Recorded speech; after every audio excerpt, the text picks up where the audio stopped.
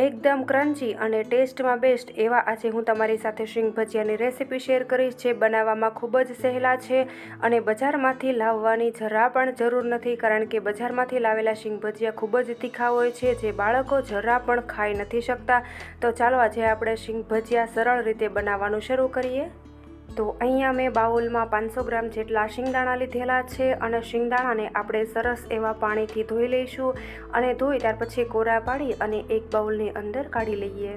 તો આ ધોયેલા શિંગદાણાની અંદર આપણે અડધું ફાડું લીંબુનો રસ નીચવી દઈશું। ત્યાર પછી અહીંયા મેં 1 કપ જેટલો ચણાનો લોટ લીધેલો છે, તો તેને પણ એડ કરી દઈએ અને ત્યાર પછી મેં અહીંયા એનાથી નાનો કપ જેટલો ચોખાનો લોટ લીધેલો છે, તો તેને પણ એડ કરી દઈએ અને ત્યાર પછી અહીંયા મેં મીઠું, મરચું, હળદર અને મરીનો પાવડર લીધેલો છે, તો તેને પણ એડ કરી દઈએ અને ત્યાર પછી આ બધી વસ્તુને હાથની મદદથી સારી રીતે મિક્સ કરી દઈશું અને થોડું પાણી આપણે મિક્સ કરતા જઈશું, જેથી કરીને શિંગદાણાની અંદર સરસ એવું કોટિંગ થઈ જાય।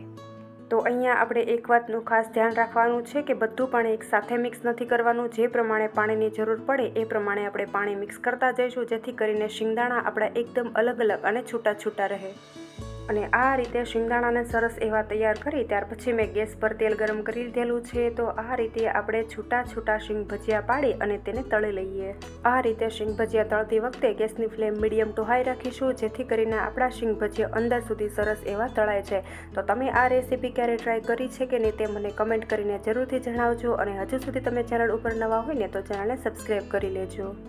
તો આ રીતે શીંગ ભજીયા સરસ એવા તળાઈ જાય અને ક્રન્ચી થઈ જાય ત્યાર પછી આપણે ચારાની અંદર લઈ લઈશું અને બધું તેલ નિતારી લેવાનું છે। ત્યાર પછી આપણે એક બાઉલની અંદર કાઢી લઈશું। તો આ રીતે શીંગ ભજીયા તળાઈ અને તૈયાર થઈ જાય ત્યાર પછી જો તમારે ઉપરથી સંચળ પાવડર અને મરી પાવડર એડ કરવો હોય ને તો તમે કરી શકો છો, પરંતુ હું અહીંયા માત્ર સંચળનો જ ઉપયોગ કરી રહી છું અને મરી પાવડર સ્કીપ કરી રહી છું, કારણ કે આ શીંગ ભજીયા બાળકોને ખાવાના હોય છે ને તે માટે। તો આ રેસીપી તમને કેવી લાગી ને એ મને જરૂરથી કહેજો। ફરી મળીશું એક નવા વિડીયો સાથે।